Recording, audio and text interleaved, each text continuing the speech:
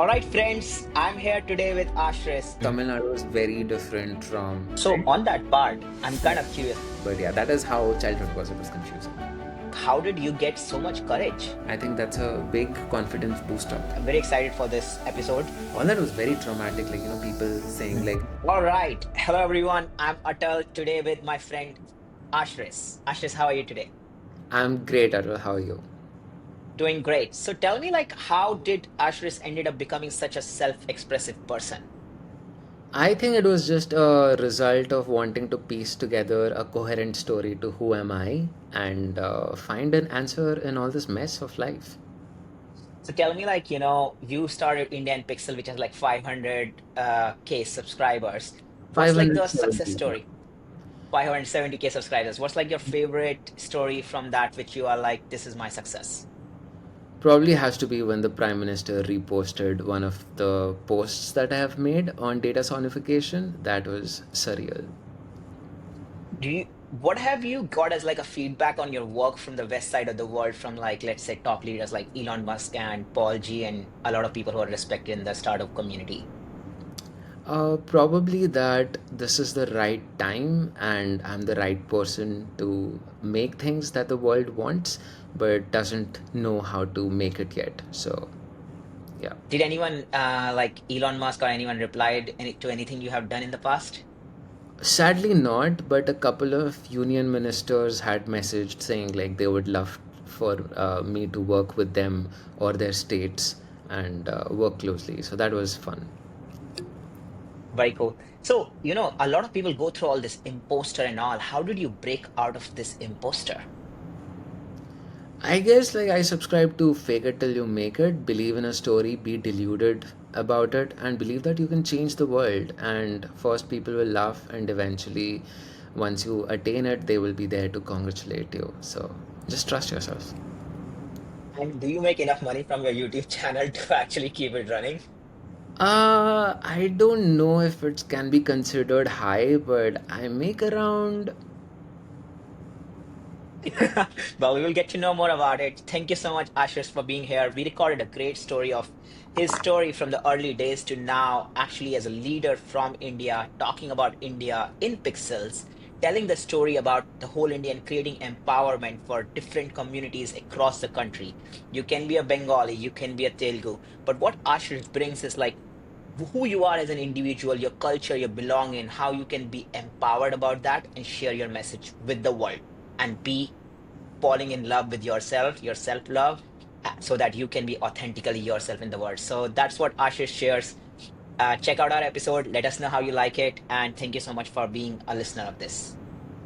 Woohoo!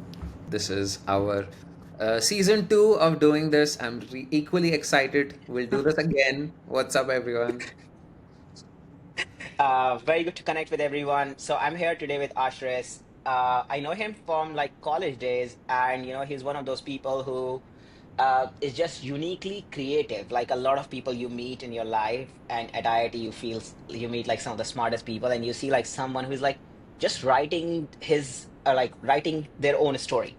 And Ashris is like always writing their own story about like, okay, this is who I am, and this is how I would like to be defined as. So it's very inspirational for me to watch you grow from where we started in KGP, and I'm very excited for this episode. So let's go deep into I see you as a person who actually loves self-expression and is not afraid to experiment. So tell me like your early years in life, where were you born, and like your family, and where did it start? Like, how did you get so much courage? So I think my life started even I don't remember. I was born in Andhra Pradesh. My dad was in the Navy, so he had to like move very frequently, and my mom was in the state government in Odisha. So I was kind of shuttling like a badminton, thing between my parents, and it was really confusing. It was like I didn't know where did I belong to. Was I like North Indian, South Indian? I kind of didn't know, and it was just like trying to just keep up with everything changing every couple of years. So, And I was also a single kid, so I didn't have like constant, you know, people around me, like any siblings or, and both my parents were also working. So it was kind of like childhood was interesting in my own world. I don't know if I had imaginary friends. Probably I did not. But I kept myself busy with like painting, writing, uh, just lost in my own thoughts. Pretty So much. let's go into this, like being from living early years in South India and then kind of moving to Odisha, let's say down the road, or like going to North India. What's the Yeah. biggest difference you saw in North India and South India? I didn't go much north. I think the northernmost was Odisha for me. But I Uh, think like the biggest difference was just like visually, like people looked different, right? Like going from mhm, one place to another. Like even if like people think like South India is like one monolith, it's really not. Like mhm. Tamil Nadu is very different from uh, Andhra Pradesh, and then they are different from Kerala, and uh, like visually people are different, plus like the culture, the nuances are very different, the way people think and express, it's very different. Like I used to observe like small things which is like made, like I wanted to understand like why do people do it, like in that in Andhra Pradesh, like after every question people do this, like what's up, like and I didn't know what did that mean, like why are you Uh, doing it. And such like little nuances which like always I had questions, but I didn't know who do I ask because it was always very inappropriate. So I always observed, I think I always had like that writer's mind, and in my head I would like think about it, oh, if this was like a comic, how would it be, that sort of a thing. And yeah, the food was different, the languages sounded different, the scripts were very different, so I just knew it was different. But I think it was only after life happened, now that I can sit in my little room and I can analyze, I can read all these books. But yeah, that is how childhood was. It was confusing. so help me understand. Your father originally is from where? Like he moved around with Navy, but like where are you? Where's the original background from? Right. So I found out, I have done a lot of research on my ethnicity, that we were basically a tribe slash a caste from Uttar Pradesh, from the Awadh region. And we fled, our sort of like groups of people fled Awadh in 1500s from the Lodhi dynasty because they were cruel and they wanted to convert people. So we fled to the nearest Hindu kingdom, which was in Odisha. And like the king of Odisha then was kind to give our sort of ancestors a home. And since then, we have been living in Odisha. We speak like a language called Ogriya, which is a mix of Awadhi and Odia, which is very interesting, like a UP language and Odisha. But then my dad was in the Navy, so he sort of like worked it along the necklace of India, and my mom was in the state government in Odisha itself. So that was how it was. Like I was basically ethnically from UP, so all our funerals, marriages, all those kind of festivals are very much North Indian. But my food habits, the things I grew up with, was all South Indian. And Hindi was like the third language I learned in my life. So first was Odia, Sambalpuri, then it was English because I was in southern India, and then I didn't speak Hindi for the longest time. So it was very weird because yeah, people expected me to know Hindi, but I didn't. So they made fun of me. It was like that. It was weird. It was like all hodgepodge. Very, very interesting. So you were saying around 1500s is when your family and everyone, I mean, who was the Mughal leader who kind of came and conquered that area around that time? I don't know if the Lodhis were related to the Mughals. I think they were like it was just a series of like North was being invaded by everyone. So I don't know Uh, which exact king was there around that time. mhm, I think it was Sikandar Lodhi, but uh, yeah, they were pretty much like. I don't know if the Mughals wanted to convert a lot of people, but the Lodhis did. The Lodhis were full on a mission to like conquer the people. From what like tales from Granny I have heard is that apparently like our people were so high nosed that we didn't want to convert, that the Muslim ruler at that time had directed to install swords in front of our houses, uh, entrance gates, so that we always had to bow down to exit so to like teach us a lesson essentially, that if you don't convert, you have to like sort of always jukafy and all of that. I don't know if that was real or exaggerated, but yeah, that's how they remembered. Like we escaped basically that. Uh, It's very interesting. So, I think a lot of Indians or like the Hindus kind of like do not know much about the history of our and the ancestry of like, just like how India was very much invaded by Mughals and, a lot of like now India's geography or like the ethnicity is like kind of divided with like Muslims and Hindus, but like a lot of people definitely chose to convert because we are all looking for survival, while only a few people, let's say your king, your family, or your people were able to like say like, okay, we are not gonna like bow down to this. We're gonna go and find another place, and Odisha happened to be that area.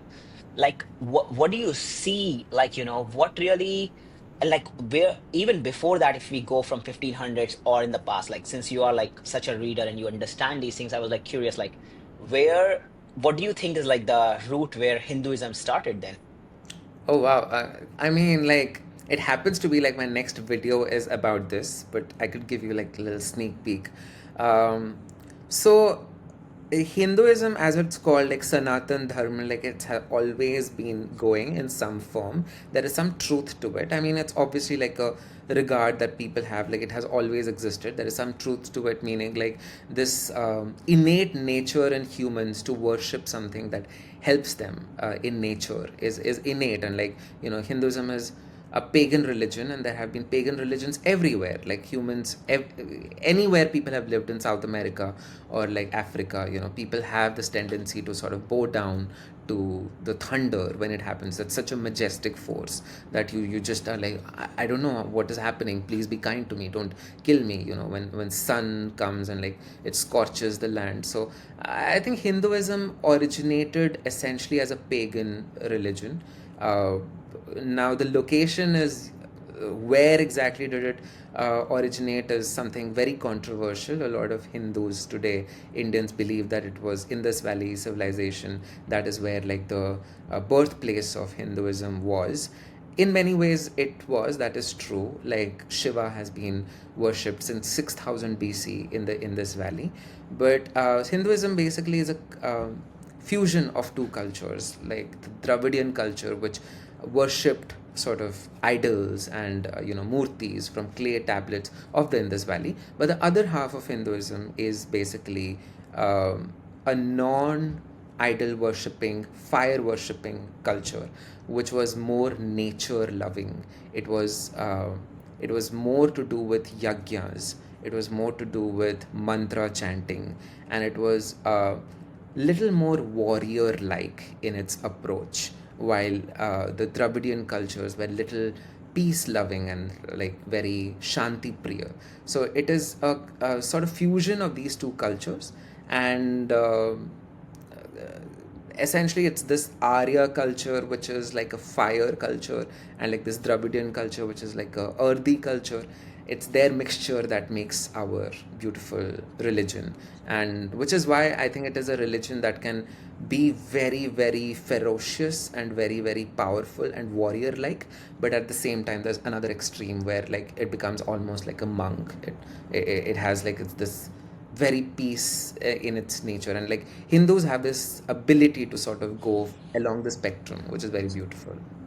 Wow, this is very cool for me to understand, like because some, like I mean, I'm born in a Hindu family, and I try to understand, like myself, and I have all this like peaceful side, and on the other I'm like kind of a warrior where I'm like, no, I gotta stand up for my community, and I keep trying to find like Hindu, what is Hinduism, like I look at it like very much about like peace, and that's where we all come from, like hey, one consciousness and everything, but at the same time, I don't know if there is a place for war or like just standing for yourself, and where you put yourself versus the rest of the world, where you get absorbed into everything and you become like one consciousness. At the same time, you do not lose your own grounding. Like it's just very hard to comprehend, even for me sometimes, or where I lie.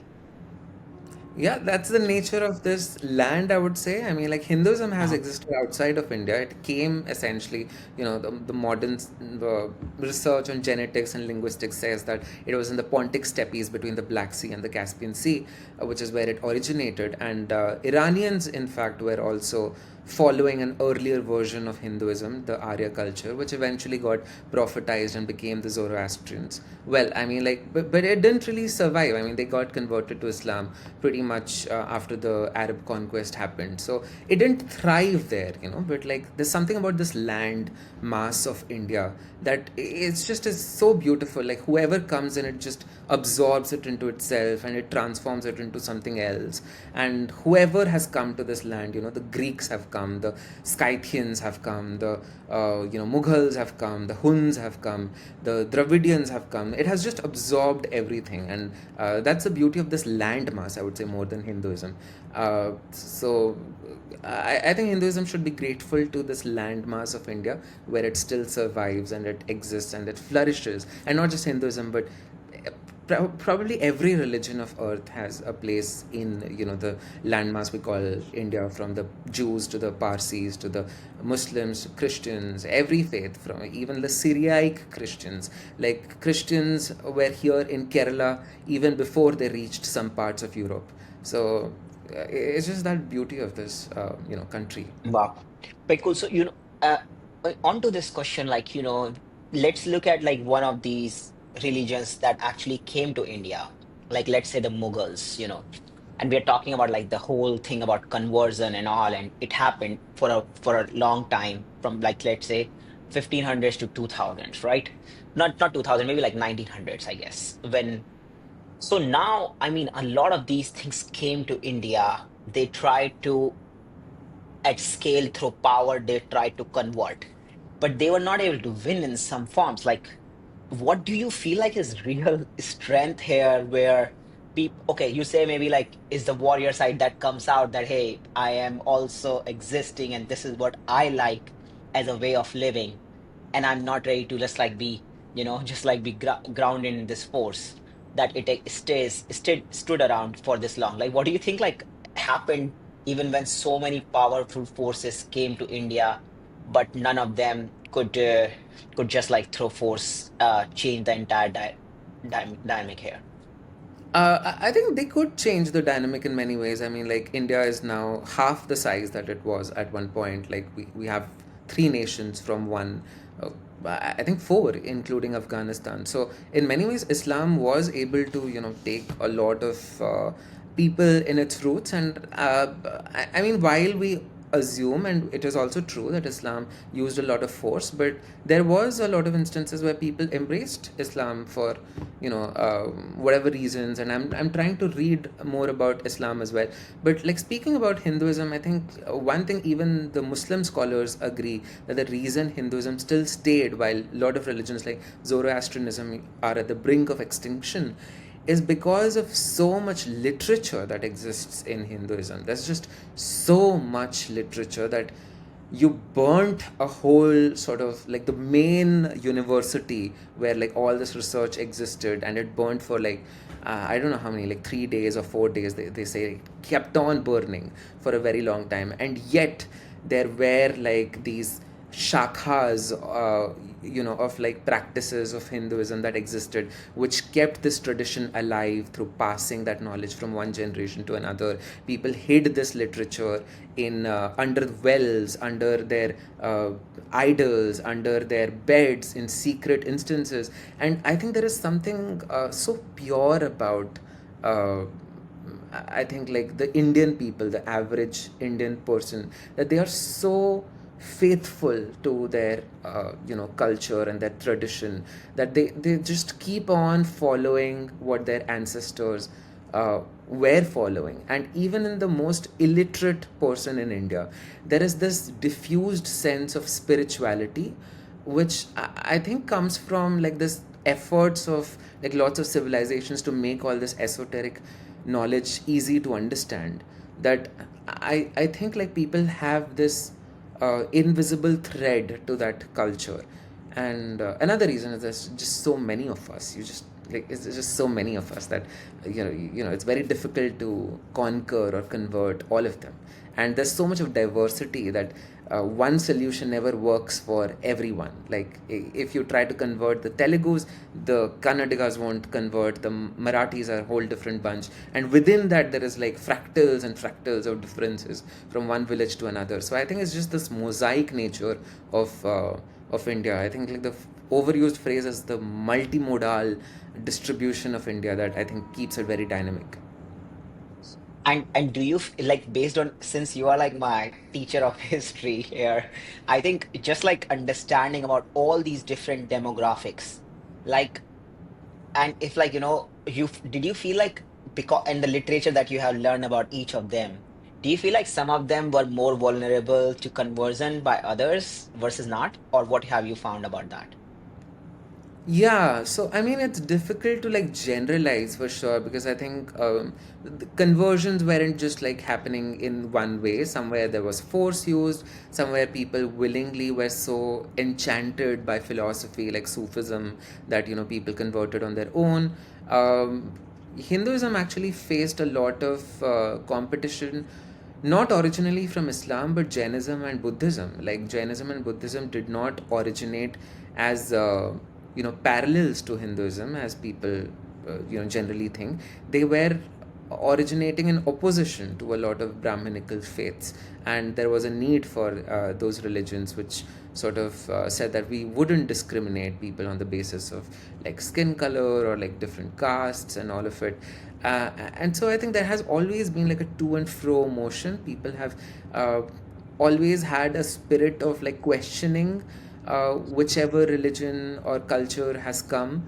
And I wouldn't, I think, patronize the Indian people by saying like, oh, they all got converted because like they couldn't defend themselves. I think a lot of people willingly converted. And like for the people of Bangladesh, for example, like there was like this movement of Baul Shongit in Bengal, in which like people sort of were at the intersection of Islam, Buddhism, and Hinduism. And it's very multi-layered. It's very difficult to say sometimes in India where one culture ends and when another begins. It's like almost like gradients merging with each other. And even in Bangladesh, for example, like I'm reading a lot about Bangladesh, which is why I give a lot of references. There's like Muslims even worship like deities of mother goddess. There's a deity called Ola Bibi, which is worshipped by Muslims to avoid cholera, which was like a very common thing. And yeah, so things like this. I think no one has fully converted. Even if people have converted, they still stick to their old roots. And yeah, it's just like people are constantly in the flux, essentially. Very cool. And so, I think there is definitely some place for religion in the world, and there is some place, I don't know, for countries and all. I'm just curious, like, your perspective about like whatever you have seen, you have studied so much. And how do you like to be identified as, like, at this point? Like, what, how, like, if someone is gonna say, like, I mean, maybe religion offers like one of the identity to someone, that, hey, if you have to put your life on pillars, you have like one pillar on which you can put on, and there could be multiple pillars too. Like, how do you personally actually see life as in the formats of like religions and nationalities and all? I have always liked to flirt with identities basically, like, and labels, and like it's something I continue to do. But when I'm like seeing identity, like when I'm dating an identity, I am committed to it. Like so I think that has been like a trend in my life. There was a phase in which I was like, I'm a person of Christ. I'll read the Bible, and like that is what resonates with me, the message of Christ. And there's actually a Holy Quran lying there and Atharva Ved right there. So it's just like I filled like all these different labels, and once I am sort of done with something, like my obsession has ended, I pick up whatever I like the most and I sort of like carry it forward. So what I have right now is just like a concoction of like lots of different things. The label I'm flirting with right now is like the Arya label. It's basically like the common culture of India, Iran, and which eventually was like the cousin of what became the Western civilization. So like this common culture, I feel had a warrior aristocracy nature to it. So they were very masculine in their approach, but they had a respect for art and nobility and spirituality. And I feel like it's a very beautiful mixture. I feel like the culture in India, the Hinduism as it exists in India, has been feminized to a point where it's like too peaceful. You know, it's too much of peace and shanti. And so I think in contrast to that Hinduism label, that Arya label is little the masculine counterpart of it, and it's just fascinating to learn about like this culture and all the things that they experimented with. Very cool. No, I think that's such a good point. Like, I kind of feel like, the Hinduism in India is like very much about like peace and shanti, and like, that maybe is something why a lot of people in the West get attracted to India, and they are like, hey, I'm going to India, and I'm like, okay, I love this spirituality and all, and this femininity and peace and shanti.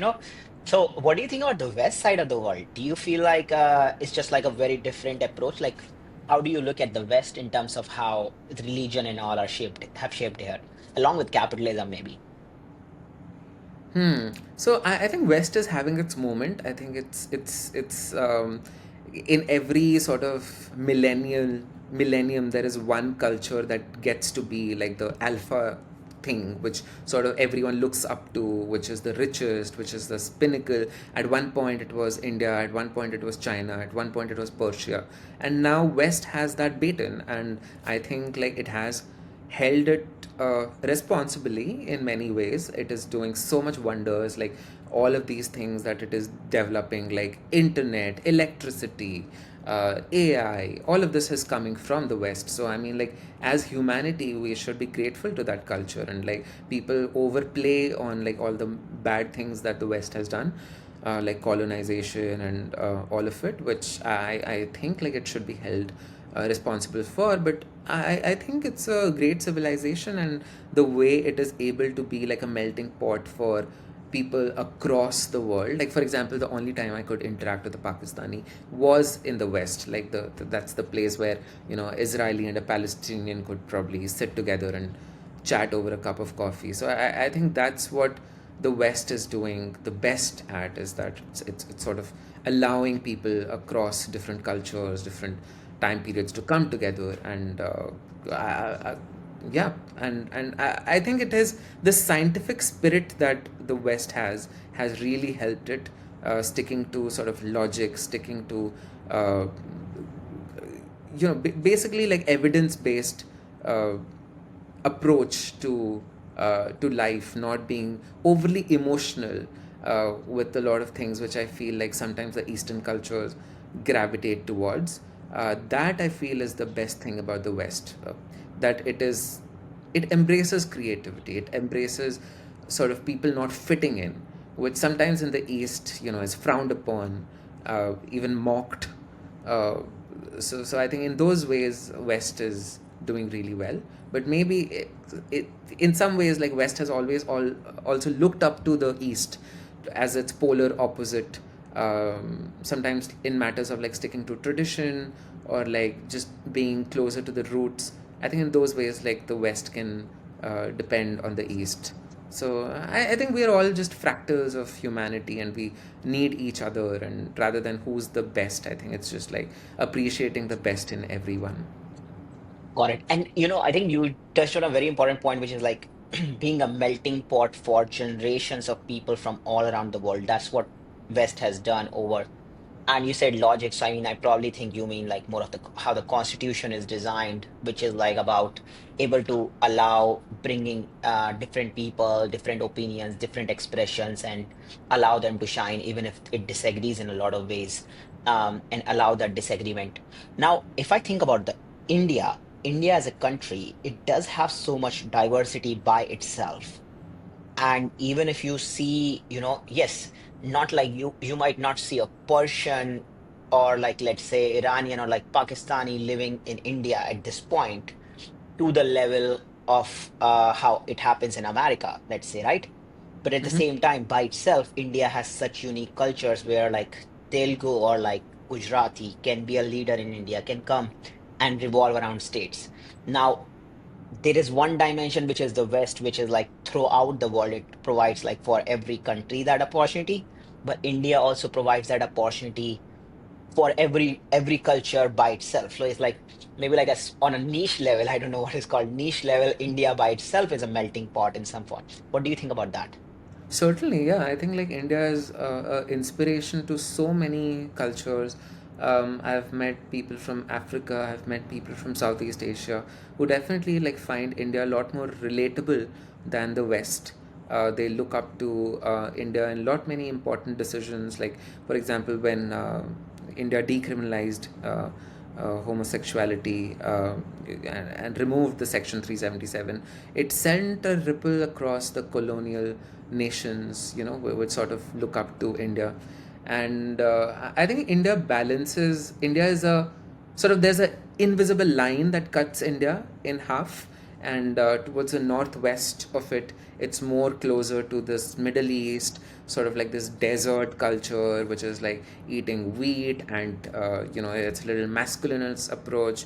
And like towards the southeast, it's an extension of this rice eating, sort of agrarian, settled community of Southeast Asia. And India is where like it's sort of like a boundary between like two very different approaches to life.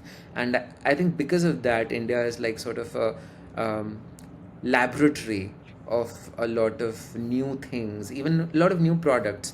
If something works in India and if it like can be perfected, then it's ready to export in Africa or like Southeast Asia. So I think like there's a as people get richer in the third world, or like the global south, as they say, I think India can be like a sort of United States equivalent to the global south. And I feel India is playing that role in a responsible way. Very cool. Um, Now let's get into back into your story. You are like that kid who now you know I think we kind of touched on a lot of the history of Yeah. being in Odisha, and now help me understand like how did this self-expression came into you from a kid who's like from multicultural with parents from different sides. Um, yeah, I mean, like, I think there was a natural, like, people have natural tendencies to certain things which they don't have to put efforts in, it just happens. And I think just expressing myself was one of those things. Like, some boys are good at cricket, some boys are good at football. Like, for me, it was like the creative side of things, like writing and speaking and all of that. But for the longest time, I just wanted to be heard, I think, because like I didn't have an audience at home. My Mhm, parents were always working, and I was always shifting. So I mhm, felt like at every point I wanted to reach out to the universe and say like, hey, this is my story. Does someone resonate? Can someone befriend me? Can someone understand me? So I think expression is often like a call for uh, a feeling of connection. Like I hope like someone understands me, sort of thing. I mean, I'm sort of mm, putting logic to it, like looking back, but going forward, it mhm, was just an instinctive thing that I want to express myself. It feels good. And when people sort of mhm, appreciated me for mhm. my creativity, it Natural feels gifts. good. So, Yeah. Ashish, let me ask you this. Like, a lot of people are there in the world who want to express themselves fully. I think a lot of resistance exists in the world. Even as a kid, if I think about it, like the resistance is from your school teacher who's like, you can do this and you can't do this. Or if you are trying to like, hey, I want to do this in my life, and your parents are like, no, no, no, go to school. Like I know so many people who are like, hey, I want to be the best dancer, and their parents are like, no, go to school. Like it's not easy. Like how was your environment early in life where you were like, was it like, hey, it's okay, like you can be anyone you want to be, or like you felt a lot of resistance was there? I felt like the resistance came little later, once like you are like a teenager and you sort of have like this self-awareness of like where you fit into the world. But as a child, I think just not having parents gave me a freedom. Like my parents never had a lot of rules, so I just could be whoever, you know. But as you grow up, you slightly see how the world works, and you see like people who speak in English are kind of favored little more. People who kind of look a certain way are given little more like attention. And I think looking back, all Indians on some level have a sense of shame. I don't know where does it come from exactly. Maybe it comes from like being a colonized state, of feeling like, you know, you were controlled by someone else, so you have to uh, sort of meet up to the colonized gentleman's expectation, those sort of things. And that shame sort of goes down as you climb up the status hierarchy, which is why, like, you know, people want to be like an IS officer, or they want to get into an IIT. And it definitely helps, like, you know, uh, a status based society like India, it helps if you have like these markers. That is when like people are nicer to you. Like after I went into an IIT, in general, like the average person was nicer to me, and I realized, like, you know, Ashish, I wanna deep dive into this. So, what we are saying is like the whole country struggles with self-doubt. Like country struggles with self-doubt. Like individuals in this country struggle with self-doubt. There are 1.4 billion people, yeah. out of which only a few people actually get into IIT or like be able to get those tags. And everyone is struggling with this self-doubt internally and trying to like meet those needs. Like why does it exist? Like, is it like why are we like not in love? Is it like self-love is missing? Like, why are we so much in shame? Because having 1.4 billion people who are not able to empower themselves and always be seeking something is kind of like a lot of challenge, or you feel like it's happening throughout the world. I feel it happens in cultures and people who exist in a survival mode mentality, where if your only goal is survival, you can't afford to be creative or take risks. You need to fit a particular mold, a role that society has given you. And if you don't play that role, you are basically betraying society, and you are not being a good member of the tribe. And the sad thing is, sometimes even when you are out of the survival mode, even when we are wealthy, that behavior doesn't go away.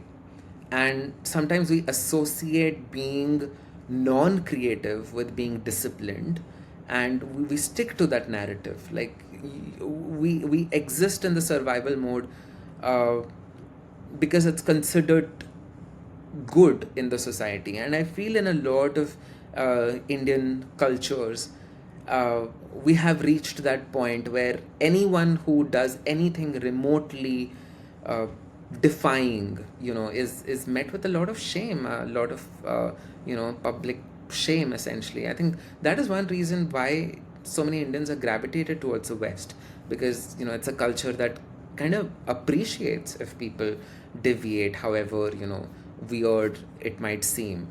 So I think it's a phase, as India gets little more confident with itself, little more exposed globally, sees that people who are, you know, not conforming are still being respected by other people.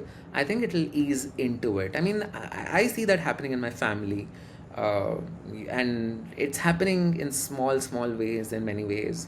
Like 20, 30 years ago, I think like a kiss would have caused, like, you know, a lot of furor. And but now, like, you know, things are opening up. So I see maybe it's happening in different gradients. Like maybe it's happening more in tier 1 and tier 2 cities, and like the rural villages are still that way. But yeah, that's how I think. So, I kind of agree, like India is changing by itself in a lot of ways. And thanks to like democratizing of knowledge in the world right now, where anyone who's like a teenager can also access the same resources and get smarter. Now, there is a part of like, there is that shame I see even in like people who have moved to America, like Indians who have moved to America. like that shame hasn't gone. Like they might be making crazy amount of money because of their skill in software or whatever, like they're making like millions of dollars, but they're still like when you see them with someone else, like, they might feel still that confidence is not there. Like the survival mindset maybe has not gone away. So, I mean, I think there is like that struggle, even maybe like you have to move your identity as you are growing as a human being, where you're like, hey, I don't need to deal with that. Now I'm in the West. Yes. Some people end up expressing themselves a lot more, but I still see a lot of people here who are Indians who are still struggling in the same way as they were even like when they were in India. So I don't know how actually even if it changes by coming to the West. So that's actually a very good point. I think that's innately because individuality is sort of like a contract we make with society. The more society sort of knows about our culture, the more it gives us permission to be an individual. So, if you are in a society where people don't really know anything about you, they probably will project whatever notions they have about your background onto you. So, like if you are a Indian, in somewhere in Arkansas, and like someone who has never met an Indian, they would probably project their idea of what Bollywood is or like whatever they have learned about India onto this person. They will, see them as a walking vessel of that culture. And I feel somewhere Indians subconsciously believe that their culture might not be to that same level as that of the West. Uh, and I feel like because it plays in their mind that maybe there is a reason why, my culture probably has more poverty, or my culture has suffered a lot of harm in wars and stuff. You feel like others would look at me in a different way. uh, and it's also to do with, I think, the way uh, aesthetic standards differ in the West and in India. I think India and East is a lot more accepting to a lot of, uh,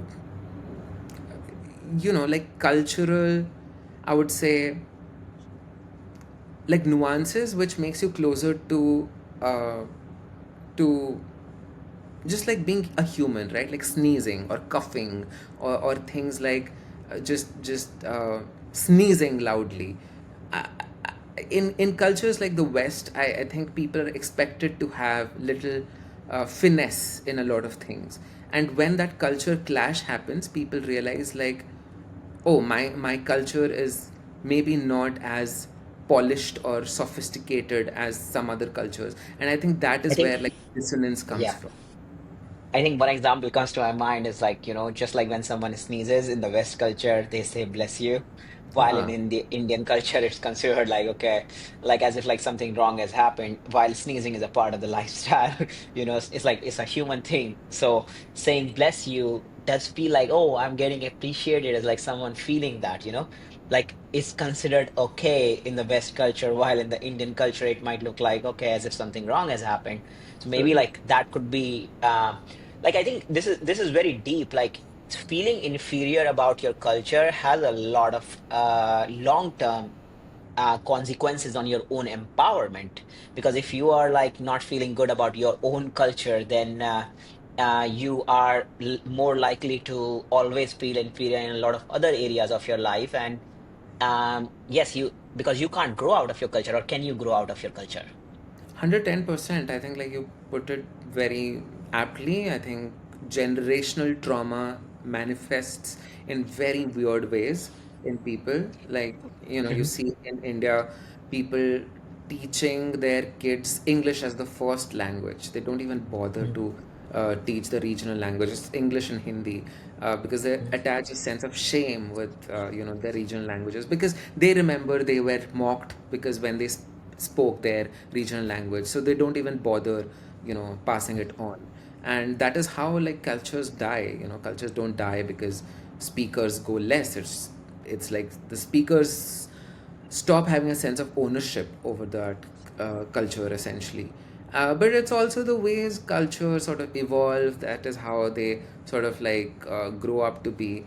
And which is why I feel like you knowing your story well, knowing the nuances of your story, will help you disproportionately more than someone who has no idea what their stories is, because they would just be subjected to biases from their own biases, other people biases, and they would always have this underconfidence of like, I don't know why my culture does this. They will be apologetic for many things which you aren't even responsible. Like the first question I was asked when I was in the West by someone is like, why is India so mean to Nepal? It was asked by some Swedish person, and I suddenly became a spokesperson about India. And without any fault of mine, I was suddenly in a back foot. Like, I don't know Mhm. why India is doing whatever in Nepal. Like, because like in India I was Ashrish. In the West I was a brown immigrant suddenly, and like I was suddenly the spokesperson of like Indian Bollywood, and like why there's like molestation and all of these things happening, right? And so you are basically a vessel for your culture, and if your Mhm. culture isn't respected, you have to face difficulties in applying for visas. If your culture is good and it is celebrated, you get a red carpet welcome everywhere you go. So however much you think of yourself as an individual, you are a product of your culture, you are a vessel for essentially your culture. And so you have two choices essentially: embrace your culture deeply and understand its nuances, Uh-huh. or totally distance yourself from it and say like, I don't have to do anything with it. I think the second one is little easier, but then with it comes like there's this whole vacuum of identity vacuum that you then have to fill with a lot of things, which sometimes feels artificial. I mean, if you ask me, like, I think first way is, yeah, you just embrace it and you know the good and the bad and everything, and you still embrace it. Like, I think about the Stoics saying about like amor fati, like you just love everything about your culture in a way, and you are like, this is a part of me, and just like any other culture, there are Yeah. challenges with this culture too. But I mean, if you go the path of like, hey, I just do not belong to this culture and I want to stay away, it's a very hard life. And even in a short term it might look like, oh wow, I'm not there. But then you are like, I just your whole belonging, I don't know if it goes to genes and everything in us, like you are literally on your own then and trying to build from scratch throughout your life. And maybe then you have to find another culture to hold on to, which you can be like, okay, yeah, I like this culture. So maybe swapping the culture is a better approach in some form than actually getting out of your culture. True, very true. And I think between these two approaches, there's a whole spectrum of things. But as usually things happen, people get polarized. Like, it's very difficult to follow a middle path. It's usually like this or that. And it's very difficult. Like the second approach of like, having to overwrite the things that you learned as a young baby and overwriting it with something else is incredibly hard. Like you should see how difficult it is to learn a language after you are a certain age. So like learning a culture is far more difficult than that. And so I think one should be self-aware, whatever wherever they are doing. I think you can't Mhm. pretend like you can ever run away from the culture that you were born into, the lullabies that you heard, and all of it, the stories. You will still have to be, you still have to entertain questions that people might ask about you. And sometimes you being in a different place gives you a privilege to sort of see your culture in a different way. So I think like the first approach, like a hybrid approach, isn't all that bad. Like leave out the things that you think were problematic, but embrace and celebrate things that you keeps you grounded to your origin. I think that's a healthy Mhm. approach. Mhm. Yeah. Very cool. I feel like, we are a product of a lot of things in our life at any given point of time. And yes, primarily everyone says like you are a product of your thoughts. Like Yeah. whatever you think, you become in some form. Like, but there are these things we are talking about, culture and nation and all these different identities. My Mhm. question is like, what do you feel like is something that is passed just by birth, while some of those things are like just more of you acquire? Or do you feel like everything whenever like, kid comes in, there is nothing that gets passed in the genes. Like, what do you think about this? I think this is a classic nature versus nurture debate that people have.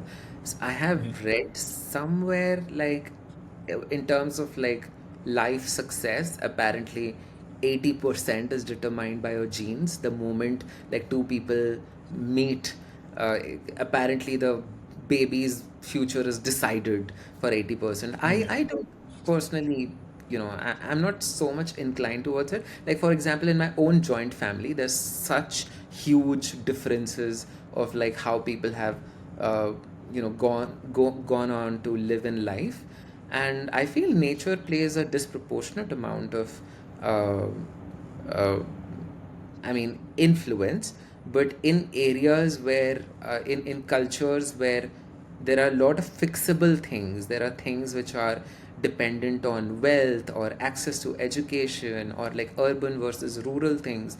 uh, you can just change your whole life if you sort of follow things differently, take a different individual path. And I think for most Indians that is that case where like nurture, I think, has a upper hand in a lot of things. Like uh, uh, Indians come from a great culture. Like the genes are fine. Like these are the genes that have built this civilization. They have tamed the Ganga and the Indus. So the genes are fine. Like uh, a lot of the, I think, difference comes from like the kind of food we eat, the kind of air we breathe, which is why I think a lot of Indians get a glow up as soon as they go to the West. They start eating protein rich food, and like that helps them like stay more confident and motivated. And I think those are some things Indians can learn from the West. But uh, yeah, you can't overwrite your genes either. I feel like certain things like uh, aptitude toward maths, aptitude towards like knowledge and being nerdy, those are some things that comes easier to Indians than other people. So I think you should embrace it. You should not be embarrassed about it. Yeah, like be proud about like what comes naturally to you, and that is like valued in the world, rather than just like being feeling like, oh, I'm always inferior. Yeah, and like And even yeah, how we look as well. Like I think like yeah. growing up, we never saw Indians in Hollywood movies or like anything in the West. So we've always thought like we are like some side characters. But now with increased representation, like in this hyper connected world, it definitely helps to see people who look like you being celebrated and being considered beautiful. I think that's a big confidence boost up. Very cool. Yeah, I mean, I think, I think even I look at like all these advertisements that we used to have, like, hey, being white is like more superior, Yeah. that, hey, everyone should become white, or Fair and Lovely advertisement. And I Uh-huh. think definitely did a lot of damage on the confidence level, that, hey, that this is better than my skin color. And I mean, I see the same thing happening. I mean, it happens within India too, not just like, I would say, the advertisement that comes from the West, but just like in general, like, when you talk to someone, and like even in a family, and they will say like, hey, bring a light-skinned woman in your, if you if you're a man. So I mean, I think they're like a lot deeper than what we understand, because I mean, words do matter. Like, when someone says this is better, then I mean, you start thinking in that direction, and it changes a lot of our psyche. 100% I agree. And like I was a fat kid growing up, and like that was Mhm. one thing, like I would be bullied day in and day out. And I realized like in cultures where you have to conform, any deviation is frowned upon. Like it doesn't matter whether it's like skin color, or like it's your facial uh, structure, like it's your body weight, or like it's even like your sexuality, or it's your preference, the clothes you wear. Any deviation from what is considered socially acceptable is frowned upon and heavily punished. And you can't do much about it other than just like escaping, finding a better place. But it's very difficult, like it has lasting impact, and like you have to pay the cost for the trauma that is inflicted. But sadly, like sometimes that trauma can be the very thing that gives you meaning in life. like Hmm. getting over that trauma, or like helping others who are going through that trauma to not suffer from that trauma. I think like that was my life essentially, like all the scars that I had, growing up. It's my life goal to sort of heal those scars for everyone. And Hmm. yeah, I think that's how you fix culture. You face the Very cool. pain. And Yeah. yeah, and you're saying those scars are like more about not able to express yourself to the level you wanted to express, and now your goal is like to help everyone express themselves to their full potential. Yeah, essentially. I mean, like, I don't want any Indian who grows up, like a baby Ashrish, to ever feel like he's not good enough, or like he comes from Odisha, so like he's not as cool as someone from Delhi, or that he's, little chubby, so he's not as good as someone like lean and thin, or like he speaks a certain way, so he can't be, accepted. All of that, like, I think, like, these tiny subtle things which are just your own life Mhm. story, you kind of Mhm. tend to do that to reduce that inner traumatized kid's pain. Very cool. All right, this is like great. Now I want to like go back to Ashris in like high school, and whose dream was it to get to IIT? Like, was it something you wanted to do, and how was that time period in life? No, I didn't really have any goals, growing up. Like, I was just like, well, you're in class 7, you just have to be the first in class 7, then class 8 will come, you have to be the first there. It was very defined, like, what you have to do. But as soon as, like, class 10 happened, you had to make that choice. And like, my parents wanted me to become a doctor. And the reason I did not, I didn't want to become a doctor was because I thought it was feminine. And like, I was most conscious of not doing anything that would make me seem feminine. And I don't know where did that thought even come from, like just the thought that maybe helping, treating people is somehow a feminine thing. That is how, sort of fucked up I was in my mind. uh, Mhm. but I remember, like, if I had to do engineering, like, I expressed it to a sir in a parent teacher meeting, and he said, like, hey, if you're not doing medical and if you're doing engineering, you should go to the best that there is, which is IIT. And like, no one had told me anything like that, like whatever is the best. And he just gave me a challenge, and I loved challenge, growing up. So uh, I just didn't even know what IIT is. I just thought like it's some like amazing thing, Mhm. and I just have to go there. And it was like, I was used to just collecting badges from society. That's how I got attention and validation. So it was just a next step in that long sequence, like, okay, now I have to get into IIT. That is when society will love me. So for 2 years I did nothing and studied for it and got into it. Mhm. Got it. So in a way, it's just like a way where okay, now people are saying go to the best, so you are like okay, well, let me just do this best because I mean everyone else likes it. Yeah. Now you got into IIT, and you chose IIT Kharagpur architecture. Tell me, like, how was it like? Yeah. Was it like was it the expected thing? And how did you find IIT Kharagpur in your first year as soon as you got in? I mean, I just screwed up my exam and I was so sad. I was crying. But so when I got like a rank, like it was bad. Like I was expecting a lot better, but it was bad. So I Mhm. was just like, I'm not going to get computer science or like mechanical or whatever. So might as well just do something which is fun, And like, Mhm. of all the options that I had, like ceramics and like all this plastic and whatever those weird sounding things, architecture sounded like something so like fucking cool, like, glamorous Yeah. almost. I was like, fuck it, like, Mhm. let's do it. And I think, like, after I had gone through that trauma of like, like, oh, IIT hoga nahi hoga, what will happen, and like, I was so done. I was like, I don't want any more challenges in my life. I have gotten this IIT. I'm going to ride this wave now. I'm just going to have fun. And so after IIT, I like my whole life direction changed. I was no longer racing. I think I had the enough badges with me that people would respect me. And then I was like, I just like did things by intuition. When I first came to IIT Kharagpur, obviously it was nothing like what I imagined. When I had read something called Tech Market, I was imagining like drones would fly and like I would just think what thing I want and it would be created. And it was just like nothing like that. And I was like, I think I thought IIT would be something like Hogwarts. It's kind of professor. funny the way you said, like, when I went to tech market, I was expecting that there would be drones flying in. I mean, I think that's just such a funny way. Yeah, yeah. I mean, I think tech market gives you a feeling, which Yeah, is like, hey, it's like a tech why would you market call it was. tech, right? Like, what do you Yeah, call it? yeah.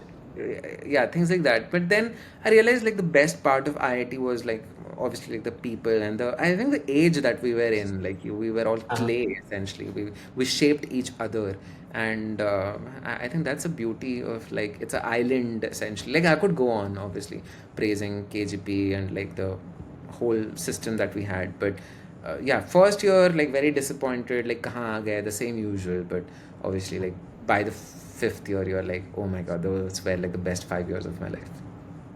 Wow, very cool. So, I mean, I think, KGP definitely is different for different people. But Yeah. I think the way you define, like, we were all clays and we allowed each other to build each other.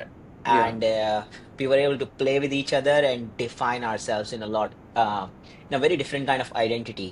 Now, a lot of people define themselves in such a strong identity, which they were not able to change, while some people were able to define themselves and keep as themselves as clays. And you're one of those people who was able to, even like beyond KGP, you were able to stay as clay, as like to continue allowing yourself to be shaped Yeah. in the impression of the world. And that's like you as a content creator, where I see that. Now, like, tell me, like, during your KGP days, you continued your writing, you continued playing around with experiments. How was it like when you were graduating? Like, what was your thinking like at graduation, and how did that lead to the journey that you have today with Indian Pixels? Okay. So, I mean, like KGP, I had tried many strategies. I think it was like such a playground that, I could experiment, I could meet different people, I think I tried a lot of strategies and I got something that I'm still carrying to this day. I tried fitting in a lot, I tried to be like the best student, the kind of like who gets like very high CGPA, who tries to be like uh, is like a perfect student like I was doing all my life, and it kind of didn't work. Like it it it it sort of like it just didn't work. And I also found myself being gravitated to people who were little weird, who also didn't fit in. It was more like if fitting in, being like standard, being the best is so difficult, why not just embrace your weirdness and your sort of like non-conformity? And then I think it was a natural respect for anyone who did anything little differently. I think in my head they were like my tribe, they were my people. And eventually like gradually I kind of respected people more with that tendency, because I saw them to do like whole different things. Like the whole idea of a startup was so new to me. Like, oh, you could do something like just because like, you could name it and you could like make money with it. How cool is that? Or like someone just starting a new society, right?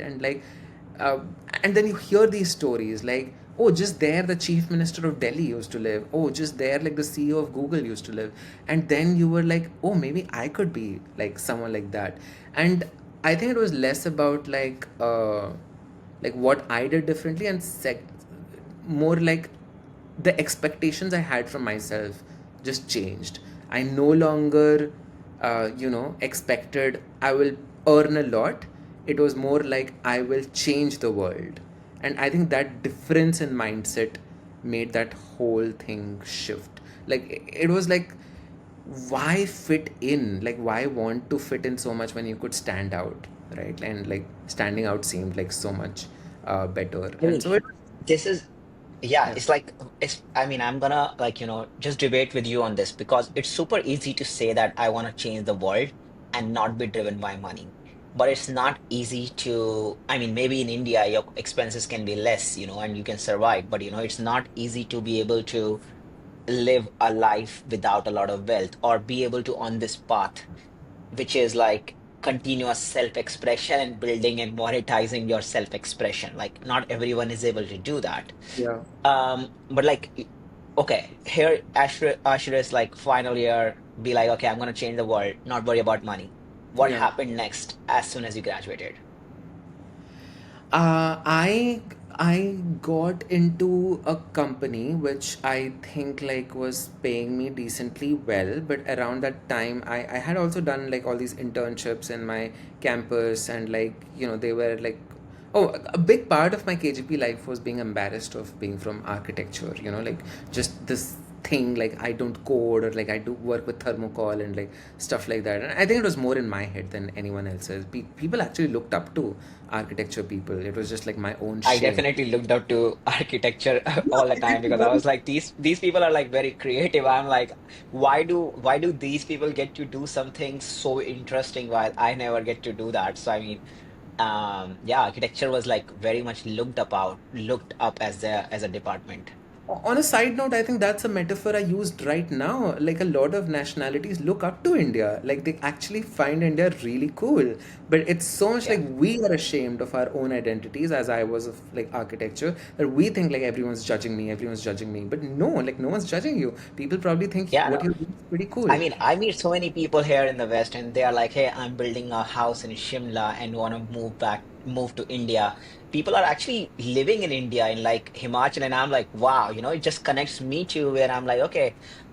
They find so much value, and they are like, "Well, a lot of people are like, I don't fit into this West world because it's just very ruthless, capitalism, money, money, money," and they're like, "I want to explore my spiritual side," and India provides that exposure to Yeah. be like explore your spiritual side. So I mean, I think it's just, yeah, going back to it. Yeah, I see a lot of people looking up to India here in Yeah. the West and saying that, oh, India has a better way to live, and that's just the whole culture and everything.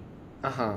Very true. I think like sometimes we are not ready to accept our old coolness, like, and it's your own journey, and like your identity is fine. Maybe your shoulders are not strong to carry that identity. That's how, like, coming back, I think like KGP, 5 years of KGP had, like, I felt I was a mini celebrity by the end. Like everyone liked my work, everyone, like, I had done lots of things, like that YouTube channel which had like 1,000 subscribers. That was like so huge in my mind. I was like some pop star. So like my confidence was And through the one roof. thing I remember, one thing Yeah. also I remember, you created this 2.2 dating anonymous chat or something It like was that in never KGB. dating. It was never dating. Honestly, it was for people to connect, but that's how everyone saw it. So I just like went with the vibe, and like yes, I did that even like, Uh-huh. and just seeing that like I could do things, like I could do something and like get ideas from my mind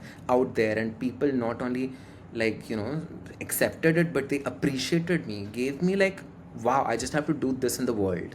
And so maybe also that there was really no responsibilities on my shoulders family wise, like, so I wouldn't be deluded to say like uh, I was somehow like so I didn't really have responsibilities, plus I had like confidence through the roof. I was deluded to think like I was the best in whatever I do. So Around this part, yeah, before we dive outside of KGP, I want to ask you, like, there are some skills that you developed at that time yeah. that allowed you to experiment at a very crazy rate without kind of like be bogged down with like speed of execution. Like you are like very good at execution of very small things, and you Mhm. just like share it out and you start seeing traction. And you have done it like on a lot of projects, which I have seen over years. Now, what if you are a KG, if there is a KGPN right now who is like in college right now, what skills would you suggest them that they should build, which is like about rapid prototyping? um I'd say anything which is artistic, gets you Mhm. in that process of taking an idea and making it into a thing. And so that is part one, where you take an idea and make it into a thing. Just learn that. If you learn any artistic activity, it will help you in every other artistic field, because the same thing that plays out in different things. If you know how to paint well, you will somehow know how to write well as well. There are like related links. The second aspect of it is to get validation, which is where I think a lot of people shy One away. question. I Yeah. think I am not in, I didn't understand that part very well. Like, like it's like a very, you expressed in a very general way, like art, able to like bring that art and like paint into the world. But like give me like a couple of example where, like, I mean, there is a way you do your art, which is Yeah. loved in the world. But like, so what are those skills? And your skills are like very much of a design and technical in some form. Like, what are those like real skills someone can learn and be like, okay, I'm gonna experiment on one art form in this Right. format. So I can't speak for everyone. I'll tell you what worked for me, right? So Yes. one thing that I was an architecture student, right? And most of our assignments are like open-ended like that. Design a school, design a park, design a restaurant, redesign like this gymkhana in a certain way. And you had like a final deliverable thing in mind, and you started with nothing, and you knew like this is where I have to like create this finished product. So there is a certain pattern that emerges which works for everything. So the first one is just brainstorm, like just literally just like come up with ideas, splatter things for from one idea, go into like new directions, take analogies, and like sort of just let your right brain sort of generate a lot of things. And once that is done, let your left brain take over and shoot every bad idea whichever is like not working, and then come up with your like darling babies which sort of shows some promise, like it evokes something in you, like okay, this is what is good, and then nurture them essentially, like. And that is where like you discuss with people, or you sort of like put constraints into it, and gradually it starts becoming something. Every idea has a consciousness of its own, I feel like it wants to become something, and then you have to be like a nice guardian and see it sort of evolve and take shape. So I think just knowing, like doing this over and over again, like every month we had a project to do it, and I think it's quantity that helped me more than doing quality work, like learning to do the same artistic process again and again, being vulnerable to like present all this in front of those professors.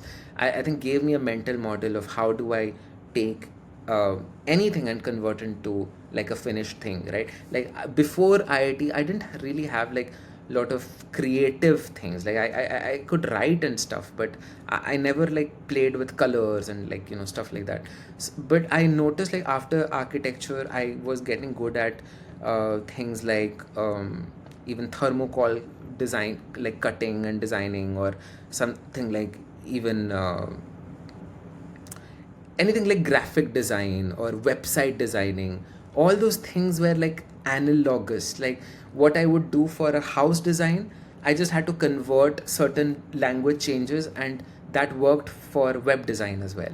Like think about what the user needs to feel, then convert it into that language.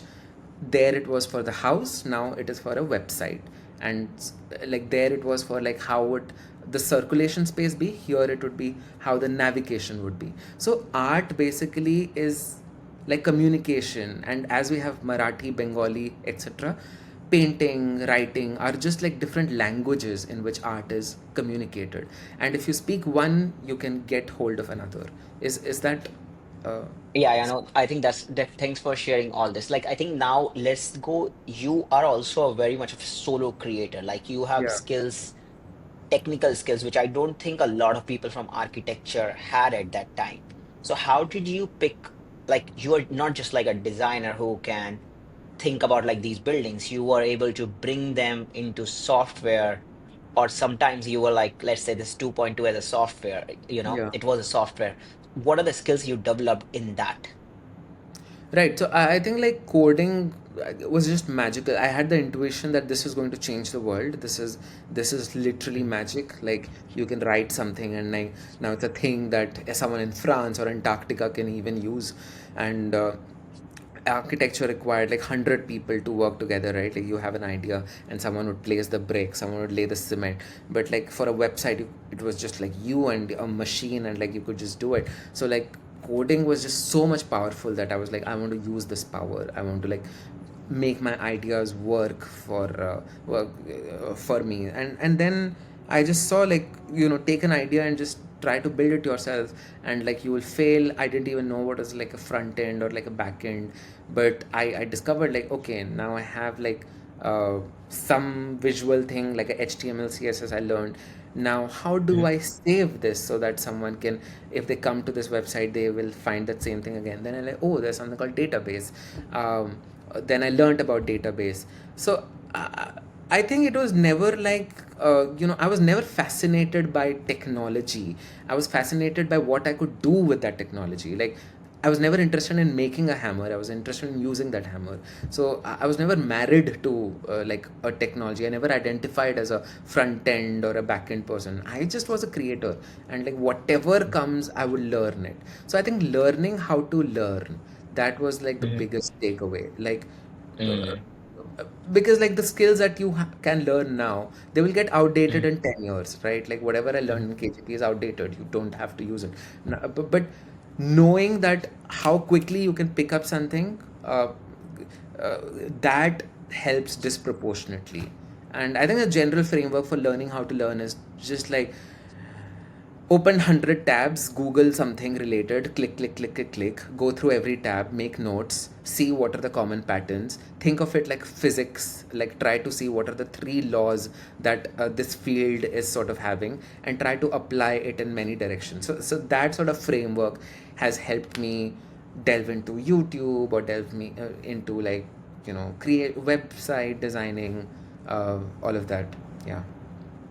Got it. Very cool. No, thanks. This is great. Like I think what I'm taking away here is like approach things from a perspective of like, okay, what could be useful for a person or like someone, and then you figure out all the end logistics on how to make that happen at scale in some forms, and then coding comes as like an addition to it. Same about like YouTube, about like, okay, this is what I want to create, and then everything about like how to do video editing and everything comes along it. So Yeah. you look at things probably from a user's perspective, about the needs perspective, I guess. Yeah, I think like I like to say like I plagiarize from the future me. Like I imagine a world where I have already created what I have done, and then suddenly I work backwards from it. Like I see what would I have to do now to reach there, and it's sort of like you just copy from your future self who has already done it. That's the approach I Very take cool. to YouTube videos Maybe now. one way to say it is like you write your 5 year press story or like media story about what is there, and then you are like, okay, how do I get to that 5 year story and what all things I need to do? And then you probably like define it like on a very small terms on what that looks like, maybe like from 5 years to 1 year, 3 months, 2 months, and then you're like, okay, this is what I got to release, like let's say today, be it a piece of content or be it a piece of software. Yep, I think people are a little scary. I'm still intimidated by anything that requires like people. So I don't imagine like myself, but more like the work that I'm doing. Like how would that look like 5 years from now? And somehow I feel like working with abstract things is less intimidating than working with people. So I think yeah, that's the same approach I take, except like it's always like. Uh, Mhm. yeah, how would my creativity look 5 years down the line rather than who would I want to be? Yeah. Very cool. Awesome. I think you were saying the second part of it is like some user. Yeah. First thing is, yeah, yeah, go ahead. So I think a lot of people, delve into creative things, but I think where they shy away is like presenting it, and ever like getting any form of validation from it. And I think there's no easy way to do it. I mean, like just do it. Essentially, it's like building a muscle. Creativity is a mental muscle essentially, and the way people go to a gym every day and like lift weights, so that they get stronger and stronger. Presenting your work is just like a muscle that way. And I think you should start with like selected few people who will appreciate you, present your work in front of them. And then like we are now living in such a hyper connected world. Like go anonymous, like share your work. You don't have to attach a name to it if you're not comfortable. And I think ease into that process, and eventually you will realize like you start with like getting validation or the likes, comments, and all that engagement, but eventually like you get into a zen flow, and you enjoy that process a lot more than that feedback. Like that feedback is just a helpful byproduct. And sometimes you don't want to make people happy all the time, right? Like you want to create stuff that maybe unsettles people somewhere. That is where I am, I think, right now, where I deliberately want to provoke through my art rather than trying to make everyone happy. And that comes with confidence, that comes from like building like a lot of creative muscles. So enjoy that process. Yeah. Very cool. I mean, I think you definitely provoke a lot of people with your content or with way you express yourself. And I mean, it definitely, makes people think a lot more. Like it helps people who are like not open to ideas or new thinking, new ways of living. I mean, you just like put this thought into their mind and they're like, oh, maybe they don't like it initially. It's like unsettling, but after a while Yeah. they're like, okay, this was interesting. Like this guy kind of like has some new ways of looking at the world, and then starts getting you your tribe of people who are like more interested in your knowledge than actually than delivery of what you deliver is less important, I guess. Uh-huh. Uh, Yeah. yeah, like I'm a very agreeable person. Like in person, it's very difficult for me to like not agree or like say something that offends you. So I think through my writing, I channel that sort of, unruly side of me, which I'm not able to bring in front of people. And I think the Yeah. second is also based on a personal like observation where I like people who offend me kindly, who sort of like sort of almost flirt with me, but in a respectful manner. And I like that lot more than someone who's just nice to me. Like, in fact, nice things bore me now. Like, if someone is just nice, that what are you even doing? Like, why are you wasting words? Like, Chat GPT can be nice, Yeah. right? So, and in fact, Yeah. like with Chat GPT, it's so like whatever you say, it'll say certainly, wow, that's a great thing. Like, there's so much of fluff of like positivity around that it's almost like a breath of fresh air when someone uh, wants to do. Challenges you, Yeah, contradicts you. challenges you exactly. And so I have noticed like I enjoy that. So why not serve it to the world? Like yeah. Very cool. Awesome. So let's go back to you taking your first job and you are like, okay, let's work here. What happened after that? Um, yeah, I did not take that first job. I like, sorry, I spoiled a seat, whatever. Uh, Mm. but I went to MIT. That is Mm. like, I think 10 months of my life. I did research, lot of interesting stuff, brain-computer interfacing, and all of that. But I wasn't really interested in that science, or like I was never Let's like one techie. more thing I want to understand before this. Getting into MIT is hard. So what was your hack to get into MIT Media Labs? Oh, I was rejected. Like I didn't get into MIT, like the masters. That's extremely selective. I didn't Mm. get into it, but I was so dejected. I wrote like a sob email to a professor saying like, "Hey, I didn't get in, but I really love your work. I think what you're doing is life changing, and over the 5 years, this is what I have done. If I get this, like wildest dream, if I get to work with you, this is what I could do. Here are things that I've built. I can help you with organizing things, with researching. I'm good at designing things. This is all I can do, whatever you need me to. And this is my dream. I wrote like this really passionate thing, and Mm. yeah, it's like sent it, and like the stars aligned. And thank you so much, Professor Patty Mace, that she was Mm. very nice and very kind, and like she said like, would you be interested to work as a visiting student? And Mm. all those things unfolded. So I mean, one good thing is like the professors at MIT were also incredibly supportive and encouraging.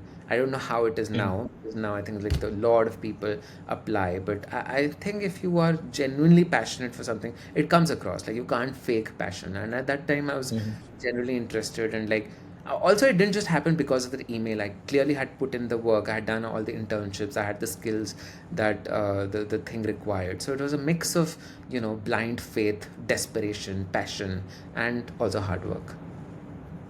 Wow, very cool. Awesome. So you got to MIT Media Labs. It's a 10 months visiting scholar. So how was life in America?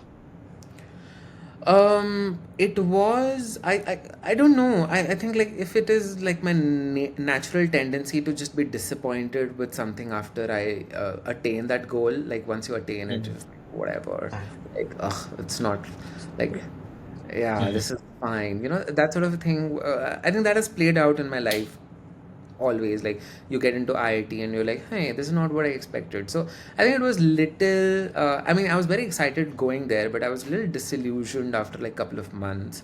um, like, I just realized like academia was had its own rituals, like just like mhm. paper publishing, attending conferences, and then like uh, I, I guess what I was thinking is like everyone in MIT would be like a walking Einstein, and like every Mm, word that they speak would be somehow like heavenly gold, and like they would be so infinitely better than us Indians.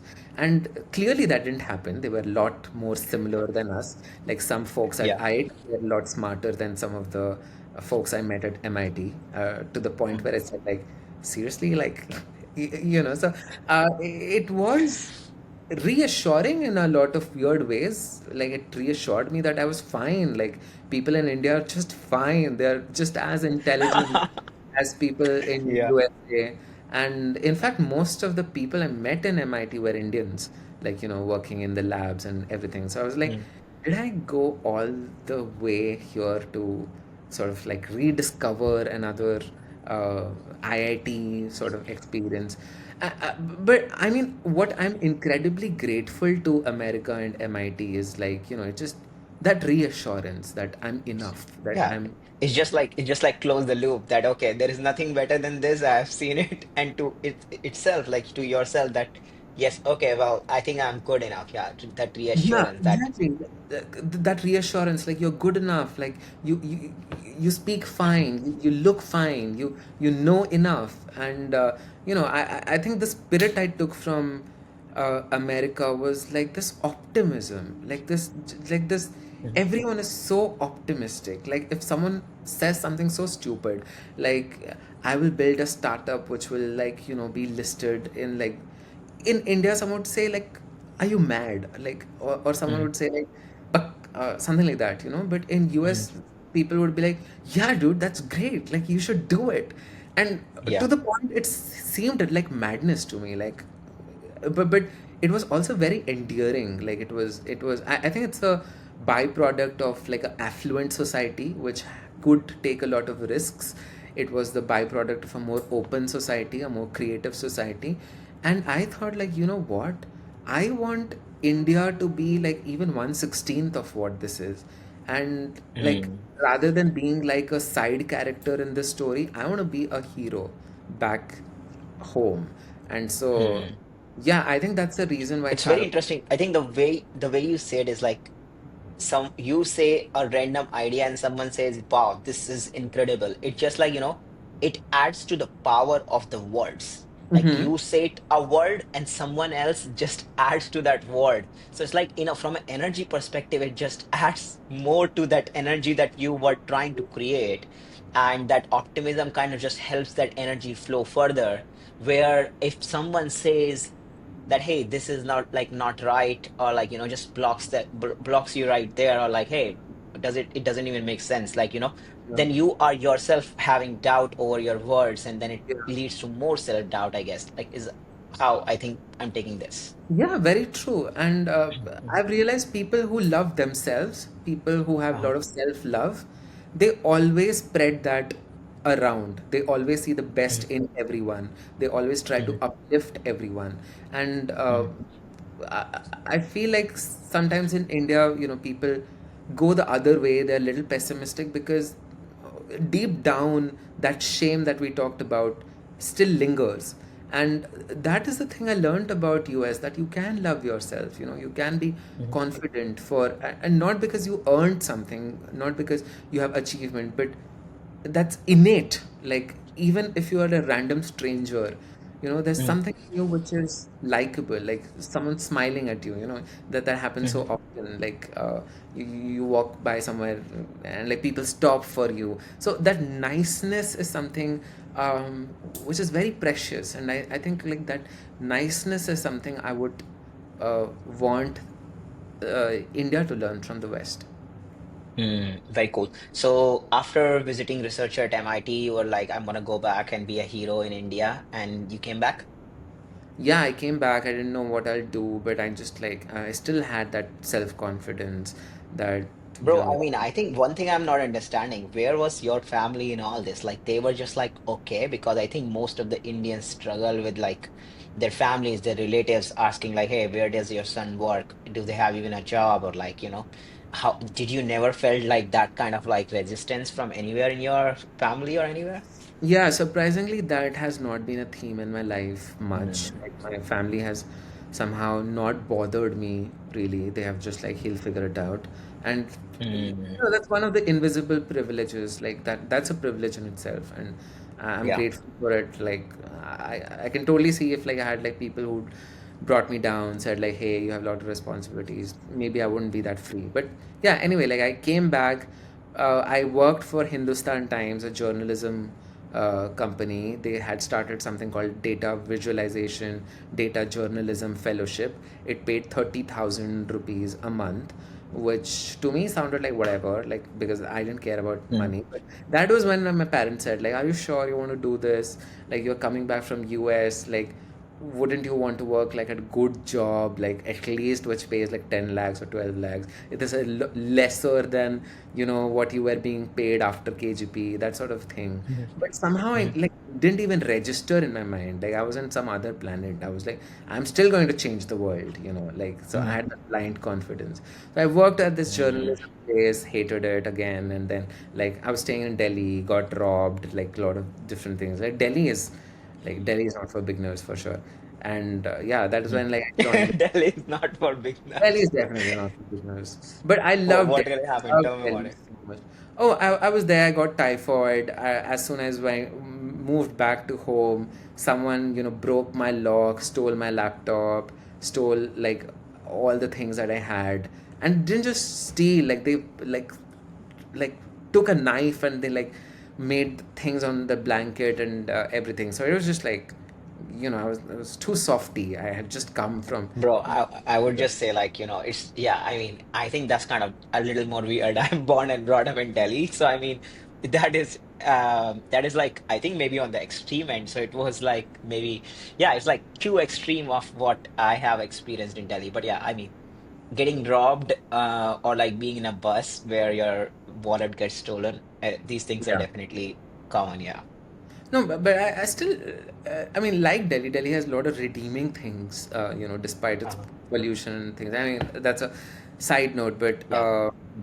yeah, I then got into the startup, sort of thing. And it was just a series of like wanting something, getting it, getting disappointed, and happening so Uh-huh. much over and over again. But I was like, I just don't want anything from the world anymore. Like, Uh-huh. everything is eventually going to disappoint me. Might as well do something of my own. That at least that way Mm. I can be assured that I won't disappoint. Even if I disappoint myself, at least it's me to blame, not someone else. Yeah. And Uh-huh. yeah, that's when I had my baby, my darling little baby, India and Pixels. It started as just like a random side project to like Mhm. do some data visualization, like apply all that I had learned at MIT and like different things. And yeah, that's one. It has been like everything, like a side project, a hobby, a distribution channel, and like yeah, so grateful to all the people that I have been able to connect through that. Yeah. I mean, I think with just Indian Pixel, like what I have seen, like, you have brought so much creativity out from the India side through just like visuals. And I mean, you have got like likes or like, support from even like Paul G and yeah, a lot of top people just like the work you have done. Mhm. So how does it feel like? And I mean, starting, you probably were not getting a lot of attention, or were you getting a lot of attention from the very start? Uh, I mean, like, I have never had any expectations in terms of Mhm, like, when I do new things, I, it's always an experiment. So, I mean, mhm, anything is good. Like, I don't have mhm, high expectations to begin with. So, at start, when I did, like, I got like 5, 10 likes from day one. And that was like mhm, good. Like, That's not bad. Like I didn't have anything to compare, so like that Mm, was good, and I just enjoyed that it was like growing and growing with each week. And mm, I think like also the topic that I had chosen was like the focusing on India specifically. And around that time when I started, like 2018, 19, I didn't think there was any sort of mainstream channel or page doing that. So I think it was very unique. But it was also something people wanted. Clearly they wanted to understand, what is Bengal, what is Uttar Pradesh, how is Maharashtra different, all of this, but they didn't have a way. So as Naval Ravikant says, like, when you give society what it wants but doesn't know how to get, then it rewards you. And that is what I think happened essentially. Like society would have rewarded anyone who did that. mm, I think I was just mm, lucky in many ways to be at the right time. I think I was if I was late by like 2 3 years, I'm pretty sure someone else would have done it. Like, mm, but I would take that credit that I think data visualization did get little popular after India and Pixels. I think at least everyone, at least the mm, netizens of India, know what a map is, how a chloropleth is read. Like, mm, I don't see pie charts anywhere. I'm so happy.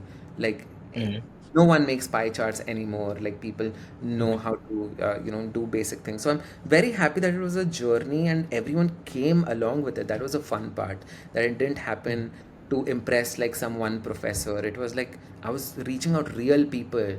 And I think when mm, all these things happened, like I am getting in WhatsApp forwards my own work, like someone sending me, mm, "Hey, check this out."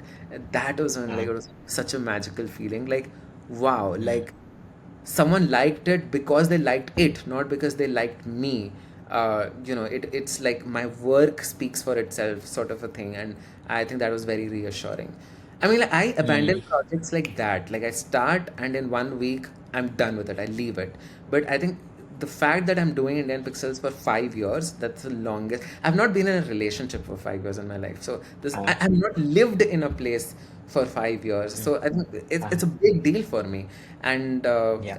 I think all that wouldn't have happened, without the small little victories that I Mm, got. And every time you reach one victory, you sort of aim for n plus one. And I think it's just that, like, the success is very different for a lot of people. The fact that I don't have to rely on Indian Pixels for my financial things and I have like a day job frees me in a lot of ways. mm, Ways in which like some content creators are not free, right? They have to entertain brand deals or like they have to mm, figure out ways to make it happen. The fact that it is mm, free from a commercial angle, I think gives me a lot of freedom. And it's mm, almost pure, I feel like things that you do not for money have a sacredness attached to it. So it's very mm, spiritual to me as well. Like the fact that it feels like I'm a messenger for the people, or like these mm, ideas that I get almost from the universe. I think I'm at a point where, like, after all these language videos that I make, it's almost like mm, I get a message like, hey, now you need to make a video on Assamese, and this is what you will talk mm. about. And I don't know if that happens, but I'm reading that a lot of Yeah. artists experience this. A lot of creators also experience this. Ramanujan experienced this. Like universe reveals itself to you, so to say. Mm, It's very trippy, but mm. yeah, that's how I experience it now. It's very trippy. I mean, I think I can sense what you are saying. Like, it just says like, this is how the story is getting played in the minds of people who are watching the content. Yeah. And this is how they are like now thinking about like, with like, okay, now, okay, let's say this culture is like this and this culture is like this, but what is really happening in Uttar Pradesh? Like, what really happened in Uttar Pradesh about why it became like this as a culture? And then people have this question, and you also have this question, and the next thing you are like, now let's go into depth of Uttar Pradesh, So that's how you do it in a lot of ways, where you are like keeping people engaged and like, answering their questions from time to time.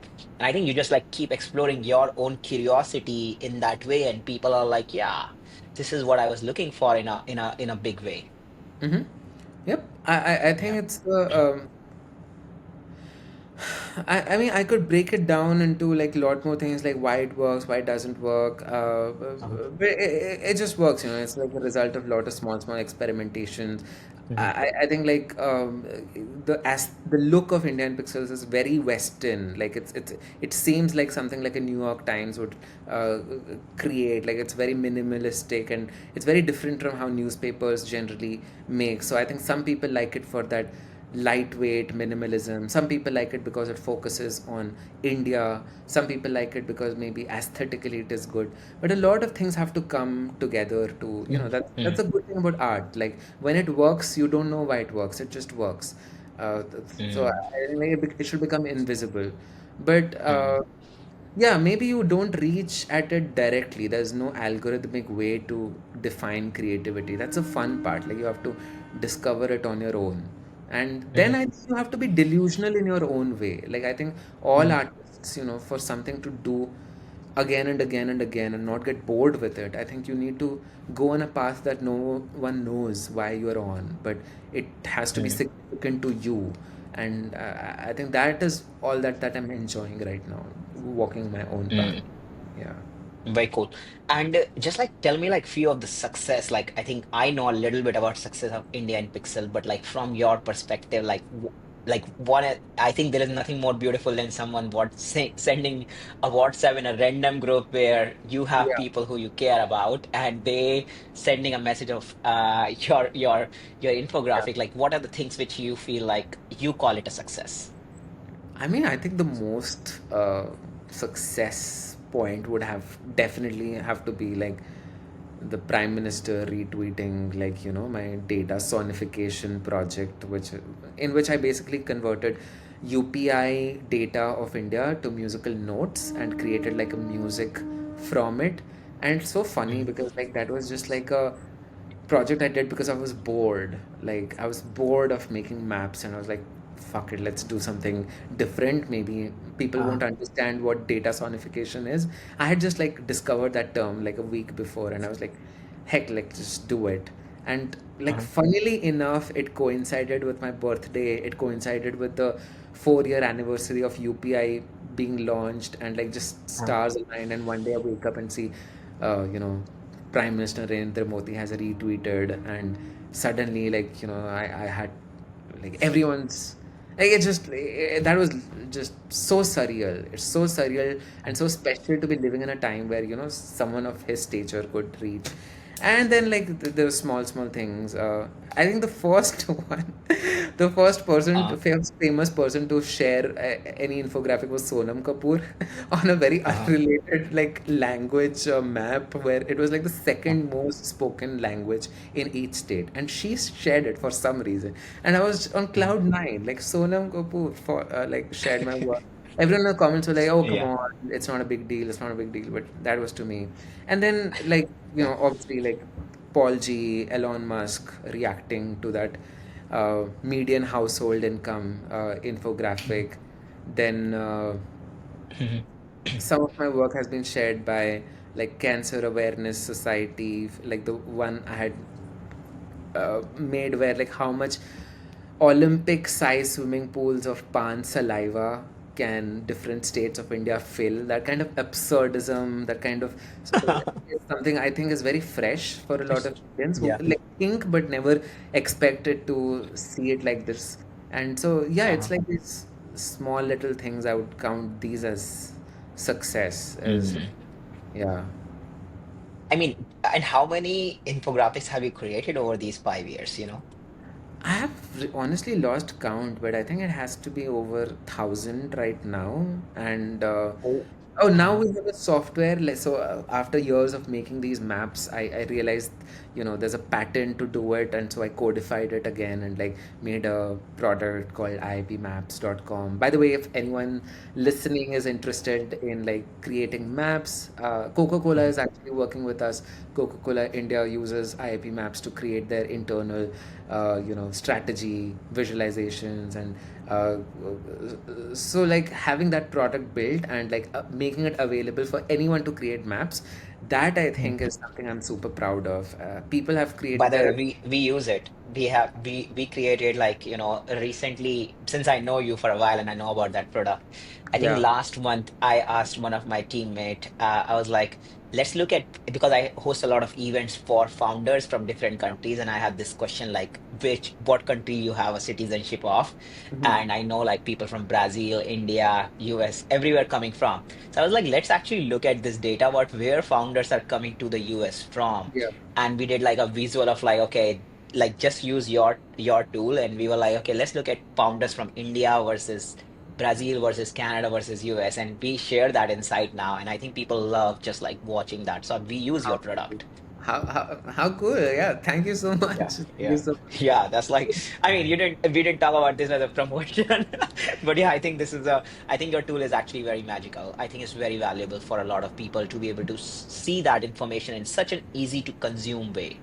Mm-hmm. Yep, I think there's something purely beautiful about maps. The fact that you can place your Yeah, finger somewhere and say like that's where I live. I think that's yeah, that's beautiful. And like yeah. just to see like uh, I think all of life is just to externalize yourself, isn't it? Like, whatever exists in you, just give it back to the world so that you are now free. Like, literally, working on all this has made me more chill with the idea of dying. Like, I was very anxious Mm, about like passing away, growing up. Like, what will happen? What will happen?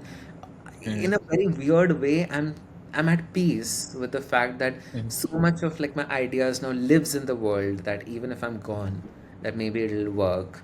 Someone has to pay mm. the Google Cloud bills, but still, like it'll Yeah. be there. So that's what makes me happy. Yeah. Very cool. Um, so you shared a lot of success that you have received. Now tell me like some of the failure stories where you are like, I am like on bottom in life. I mean, yes, there were times when you moved out of US, you were like disappointed at a lot of times before Yeah. this journey started, or like even during the journey. And even the criticism that you receive on social media, it is not easy to accept it. Like, it turns you emotionally, you are like, you can get drained from it.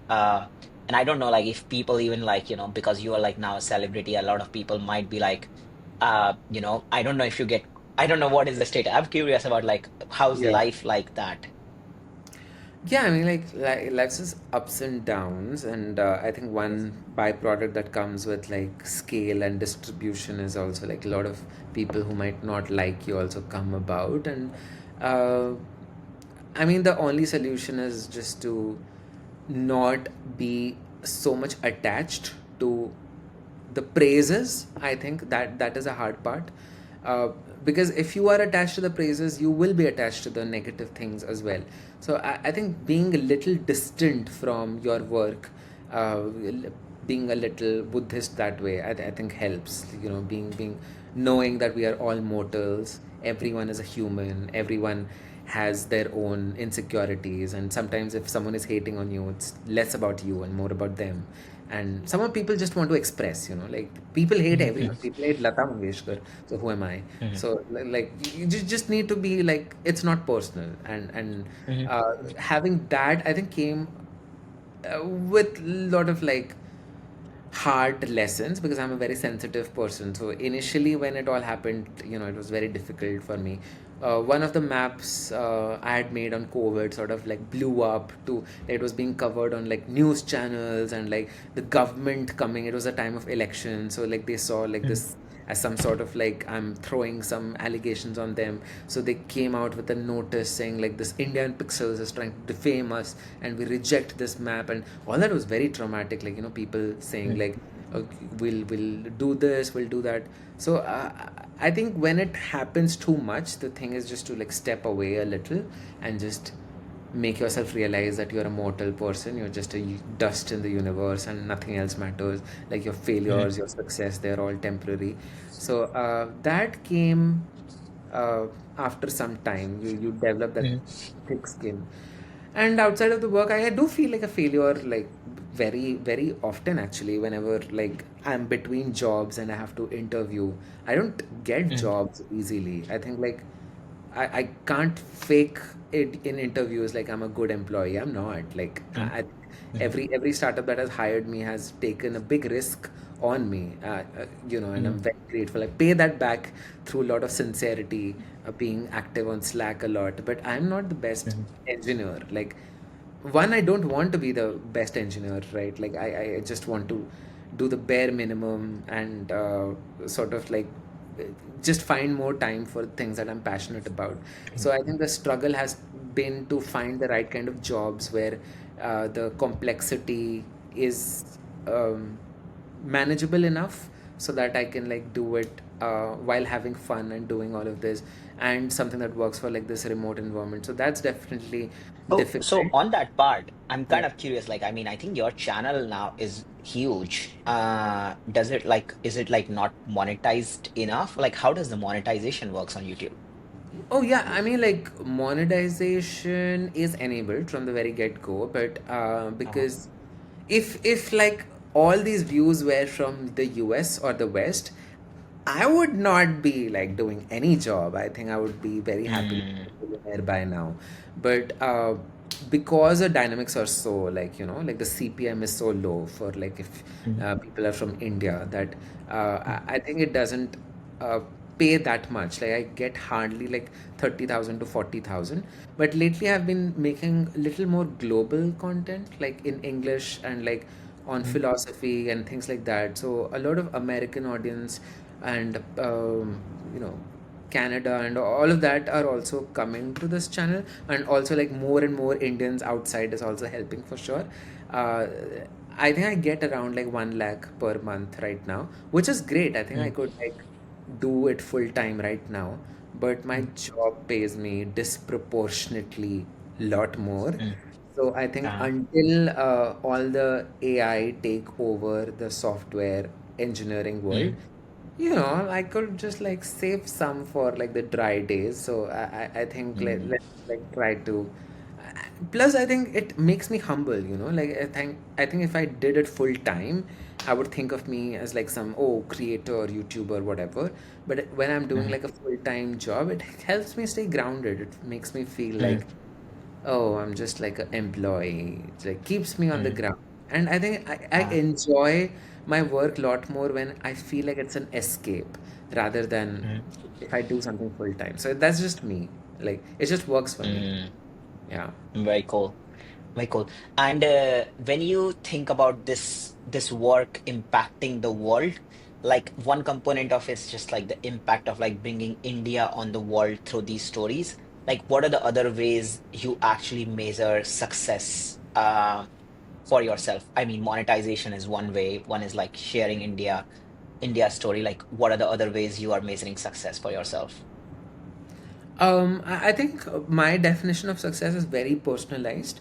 I think like Mm, I have always intuitively known if like I'm proud of my work or not, and I feel like I take pride in my work. Always trying to like if I can algorithmize it, mm, I stop enjoying it is something I notice. Like if I have figured out the pattern that I'm doing again and again, that's when like I'm like not enjoying it. So with every work, I want to do something new. I want to like be an artist. I want to live up to the kind of artistry that I respect. And there are certain kind of artists that I really look up to. They're not related to my field at all. Artists like Kaushiki Chakraborty or Rabindranath Tagore or Taylor Swift even. I really like their work because they constantly evolve. They constantly mm, have very high standards for themselves. And that is something I want from my work, that looking back, I'm proud of it. I I'm not a content creator. I never call myself a content creator. I think of myself as an artist, and I want to create good art. And so that is the most important thing to me. Like when I look back, I'm proud of what I have created. It's something that I respect, and I know that the when you create good art, it heals people. Like art has this ability to unsettle the settled and settle the unsettled. It has that sort of effect, and I enjoy that process happening in society when I see like Bengali kids or like Odia kids or like Telugu kids sort of being proud, like, oh, someone took all that time to, research about our culture and talk about it so beautifully. I think they look at their own uh, life very differently. They see it's something worth uh, not just accepting but celebrating, and they see their family, everything suddenly just lights up. And when someone, I get called to these talks in different institutes, and when like just 18-year-olds, 17-year-olds who remind me of my younger self, they come up to me and they say like, because of you I started learning this language, and because of you I discovered this artist again. I think these are like things you just can't measure in these are like permanent changes that we are making in society. That kid will grow Mm, up to become a very different person who will raise their children very differently. Once you invite mm, one part of art, you are opening yourself to just a whole universe. And I mean, that was architecture to me. It forced, somehow introduced this aspect of art in my life, and my whole life has changed, and I want every Indian to experience that. I want them to understand the magic of art, of India beyond UPSC exams. Like, you can embrace all of this knowledge without there being an award to it. Like, the knowledge mm, itself can be a prize in itself, and that kind of thinking is very Western to me, and I think it's mm, very liberating as well. And I want more Indians of my generation, of the coming generation, to sort of embrace that. mm. Very cool. My last question to you, you kind of mentioned a little bit about like you work with brands like Coca-Cola, and I'm gonna ask actually two questions. So first, Yeah. like you work with brands like Coca-Cola, and on one side, it's you who is like kind of like courageous individual who literally can talk about anything and can contradict with anyone, Mhm. and kind of just like fights with the world. And here you are like trying to associate yourself with brand names like Coca-Cola, and you are like, are they gonna like really associate with you or not? Because now here on one side you're a very controversial individual too. Yeah. How have you seen this evolve, like people associating with you?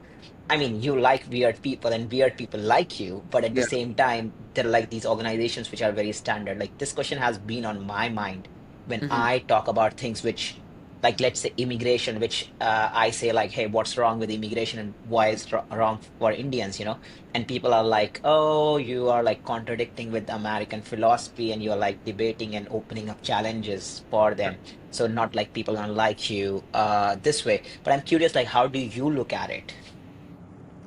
So, I mean, everything I do online, and like, the art that I create, it's a character I play. Like, you can't create art by being yourself. Like, Mhm. people in their true forms are ugly. Like, we snort, we sneeze, we're not interesting people.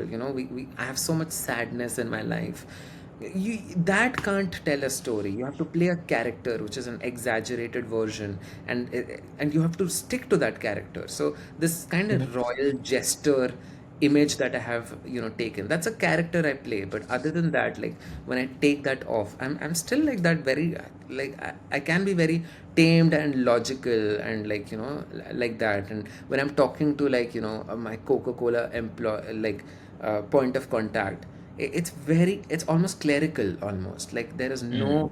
there is no artist Ashrish coming. It's almost like a managerial Ashrish. Like, what features do you need? Okay, do you need this?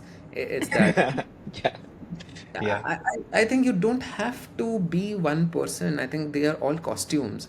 Like, you can have like Mm. a sherwani and a suit both at the same time, and both are used for like different things. You can do that with personalities. Uh, you know, Yeah, but I mean, at the same time, there is like everyone in every organization is a human being who is emotional, and you are working with people in uh-huh. other organizations. So it's like, and you are like sharing this exaggerated version of yourself in one character, and that's the only thing they know about you, which is like similar to Yeah, how you are known as an Indian when you are in the West. yeah, So here you are, emotions are there, and you are yeah. dealing with people. Like, have you ever felt that? I'm just curious about it. I just enjoy the process. Like, once you wear that like Ah, googly-eyed costume, that fancy, like that loud, like, look at you, like you are wearing like yeah. fashion which is not everyone's, cup of tea. It looks beautiful, but Mm. it's like it takes Huh. guts to pull it off, right? But like you're up Uh, for it. Like some people will love it, some people will hate it, but that's the fun mm, of it, right? Like that's like something, art or anything that you're creating, that should do mhm. that. Like it should sort of polarize people. It should, that is the beauty of it, I think. And you should be grateful for it. You should accept everything that comes your way, that hate, that love, all of it. And as an artist, you're not, you can't have like a normal life. So you Mm, will be judged and whatever, but that's part of it. Like that's a cost you have to pay mm, for the privilege you get, of just the mhm. privilege of just being artistic, just that's the privilege in itself. And whatever cost it is, like you should pay for it. And yeah, if someone for some reason still wants to do like business with you, then I think you can pull off that costume and like show your, tamed side. Business side.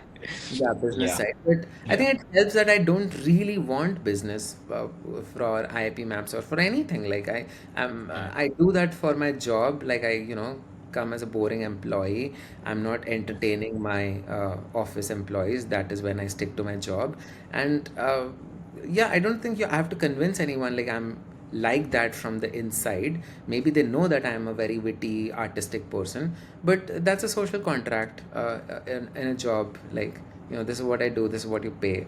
And yeah, you just stick to it and you hope So, everyone. I mean, but at the same time, there are like, even like, let's talk about the job. You have people there who know you as Ashris for Indian Yeah. Pixels, and they also have, they are also emotional people. Like, do you not worry about like hurting their feelings, or like even your employer worried about what you are gonna create the next day, and you're gonna bring some art which is gonna blow up, and let's say someone is not gonna like it, or like let's say a chief minister is not gonna like it, which can Yeah. damage the company. Like, do you worry about that at all? I'm I curious. used to. I used to. I think when it was Uh, like a smallish channel, smallish thing, I used to almost hide it, like not disclose it.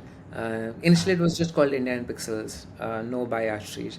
And then eventually, like, I saw that everyone eventually discovered it. Like, it was Bharat Pay. It was a very strict environment, Ashneer Grover, and everyone was there. And so that is where I was hiding it. But somehow, in some office party, someone would say, "Oh, iska ek page hai, dekho, dekho," and then everyone would scroll.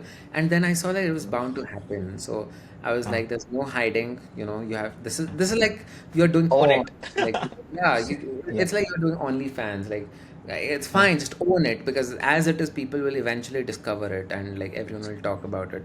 So I yeah. mention it in the interview itself right now, Uh, and just for avoiding any confusion, I added Indian Pixels by Ashrish to that channel handle everywhere. Everyone knows it's me. Fine, it's me. yeah.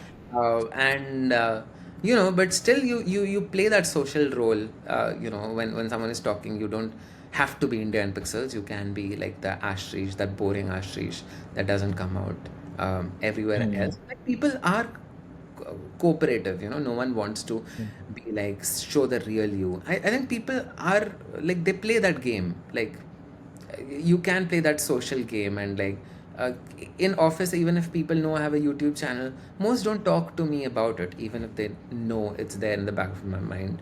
So that way mhm. I like, uh, yeah, it just works out. I don't know Very if they cool. tolerate it or if they like don't care about it, but Uh, yeah, it just works somehow. mm, very cool. My last question to you is like, how can other people help you? I mean, you are an artist, and I mean, a part of it is like, I mean, I think even if I look at Frida Pinto, or like, a lot of people who have been really an artist, like some of their works come to light during their lifetime, sometimes not. Your work is coming during your lifetime, creating a lot of value. So, I mean, I feel like you are already very, very successful in able to share and actually create something which is very valuable to people. But how can people actually support you and amplify what you are trying to create and be of service to you, just like how you are of service to everyone?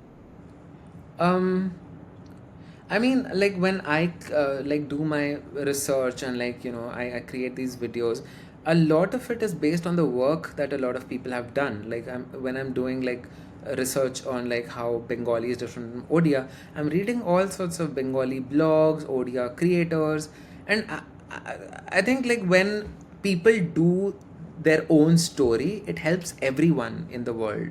And so like I would urge, like if someone belongs to a community that is not well known, you know, don't be shy about it. Like that's something very unique. Like present it to the world so that like people like me could, you know, help it bring to a lot more people.